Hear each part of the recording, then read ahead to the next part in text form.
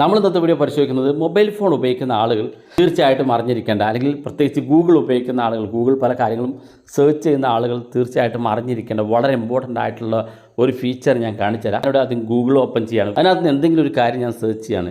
നമുക്ക് ഈ ന്യൂസിനകത്ത് നമ്മൾ എന്തെങ്കിലുമൊക്കെ വായിച്ചുകൊണ്ടിരിക്കുന്ന സമയത്ത് ഏതെങ്കിലും ഒരു സെൻറ്റൻസ് അല്ലെങ്കിൽ ഏതെങ്കിലും ഒരു വേർഡ് നിങ്ങൾക്ക് കിട്ടുന്നില്ലെങ്കിൽ അതെന്താണെന്ന് മനസ്സിലായിട്ടില്ലെങ്കിൽ ജസ്റ്റ് ആ വേർഡിനകത്ത് ഇതുപോലെ ഒന്ന് ലോങ് പ്രസ് ചെയ്ത് കൊടുക്കുക.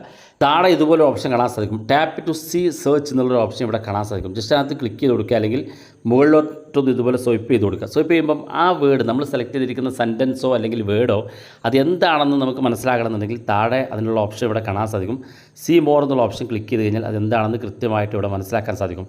ഇനി അതിൻ്റെ മലയാളമാണ് നിങ്ങൾക്ക് മനസ്സിലാക്കേണ്ടതെങ്കിൽ ഇവിടെ മുകളിൽ മലയാളം എന്നുണ്ട്, സെലക്ട് ചെയ്ത് കൊടുത്തു കഴിഞ്ഞാൽ അതെന്താണെന്ന് മലയാളത്തിൽ കൃത്യമായിട്ട് അതിവിടെ കിട്ടുകയും ചെയ്യും. മറ്റൊരു ഓപ്ഷൻ ഇതിനകത്ത് നമുക്ക് ഗൂഗിൾ ക്രോമിൻ്റെ ഇത് ഏറ്റവും മുകളിൽ കാണുന്ന 3 ഡോട്ട് ക്ലിക്ക് ചെയ്ത് കഴിഞ്ഞാൽ ഇവിടെ സെറ്റിങ്സ് എന്നുള്ള ഭാഗത്ത് ക്ലിക്ക് ചെയ്താൽ ഗൂഗിൾ സർവീസസ് എന്നുള്ള ഓപ്ഷൻ കാണും. അതിനകത്ത് ക്ലിക്ക് ചെയ്ത് കൊടുത്ത് ഏറ്റവും താഴെ ഭാഗത്തേക്ക് വരുമ്പോൾ ഇവിടെ കാണാം ടച്ച് ടു സെർച്ച് എന്നുള്ള ഓപ്ഷൻ. അത് ക്ലിക്ക് ചെയ്ത് കൊടുത്തു കഴിഞ്ഞാൽ ഇതുപോലെ ഒരു ഓപ്ഷൻ കാണും, ഓണാക്കി കൊടുക്കുക. അപ്പോൾ ഈ 2 സെറ്റിങ്സ് നിങ്ങൾ ഓണാക്കിയതിന് ശേഷം വീണ്ടും നമ്മളൊരു വെബ്സൈറ്റിലേക്ക് വരികയാണെന്നുണ്ടെങ്കിൽ നമുക്കത് സെലക്ട് ചെയ്ത് കഴിഞ്ഞാൽ താഴെ ഭാഗത്ത് അതിൻ്റെ ഡിക്ഷണറി ഡീറ്റെയിൽ നിങ്ങൾക്ക് കൃത്യമായിട്ട് കിട്ടും.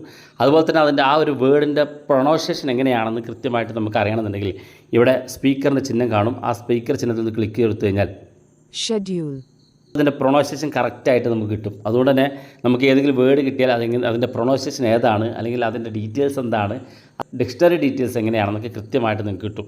അതുപോലെ തന്നെ ഗൂഗിൾ ക്രോമിനകത്ത് നമുക്ക് ഒരു വെബ്സൈറ്റ് ഓപ്പൺ ചെയ്ത് കഴിഞ്ഞാൽ ആ വെബ്സൈറ്റ് നമുക്ക് മലയാളത്തിലേക്ക് ട്രാൻസ്ലേറ്റ് ചെയ്യാൻ സാധിക്കും.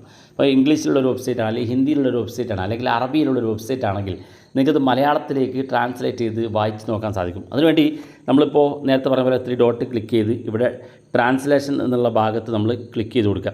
ക്ലിക്ക് ചെയ്യുമ്പോൾ ഇതുപോലെ ഓപ്പൺ ആയിട്ട് വരും. ഇവിടെ ഓൾറെഡി ഇംഗ്ലീഷിലാണുള്ളത്. ഇവിടെ കാണുന്ന സെറ്റിങ്സിൻ്റെ ചിഹ്നത്തിലൊന്ന് ക്ലിക്ക് ചെയ്ത് കൊടുക്കുക.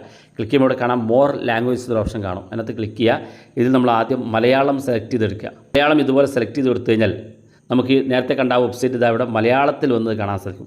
അതുകൊണ്ട് തന്നെ ഏതെങ്കിലും വെബ്സൈറ്റോ നിങ്ങൾ സ്കൂൾ പാഠപുസ്തകങ്ങളൊക്കെ സ്കൂൾ പഠിക്കുന്ന വിദ്യാർത്ഥികൾക്ക് അവരുടെ വെബ്സൈറ്റോ പാഠപുസ്തകങ്ങളൊക്കെ ഇത്തരത്തിൽ ഇംഗ്ലീഷിലാണെന്നുണ്ടെങ്കിൽ ഇവിടെ വെച്ച് തന്നെ മലയാളത്തിൽ അത് വായിച്ച് നോക്കാൻ കൃത്യമായിട്ട് സാധിക്കും. അതുപോലെ തന്നെ ഇങ്ങനെ മലയാളത്തിലാക്കിയതിന് ശേഷം നിങ്ങൾക്ക് വായിച്ച് നോക്കാൻ ബുദ്ധിമുട്ടാണ്, അല്ലെങ്കിൽ എന്തെങ്കിലും പ്രയാസം ഉണ്ടെങ്കിൽ നിങ്ങൾ ഈ മുകളിൽ കാണുന്ന 3 ഡോട്ട് ക്ലിക്ക് ചെയ്ത് ഇവിടെ താഴെ ഭാഗത്തേക്ക് വന്നാൽ ലിസൺ ടു ദിസ് പേജ് എന്നൊരു ഓപ്ഷൻ കാണും. അതിനകത്ത് ക്ലിക്ക് ചെയ്ത് കഴിഞ്ഞാൽ നമുക്കിത് മലയാളത്തിൽ വായിച്ച് തരികയും വാർഷിക ഭീകരത 2025 ശേഷം നമുക്കിങ്ങനെ മലയാളത്തിൽ കൃത്യമായിട്ട് ഇത് വായിച്ച് തരികയും ചെയ്യും. ഇനി വായിച്ച് തരുന്നത് സ്പീഡ് കൂട്ടണമെന്നുണ്ടെങ്കിൽ ഇവിടെ ഈ 1 ഇൻറ്റു എന്ന് കാണുന്ന ഭാഗത്ത് നിങ്ങൾക്ക് എത്രയാണോ സ്പീഡ് വേണ്ടതെങ്കിൽ അത് സെലക്ട് ചെയ്ത് കൊടുക്കാനുള്ള ഓപ്ഷൻ ഉണ്ട്. നിങ്ങൾക്ക് സ്പീഡിൽ അത് വായിച്ച് കേൾക്കണമെന്നുണ്ടെങ്കിൽ അങ്ങനെയും സൗകര്യമുണ്ട്. അപ്പോൾ നിങ്ങളൊന്ന് ട്രൈ ചെയ്ത് നോക്കുക.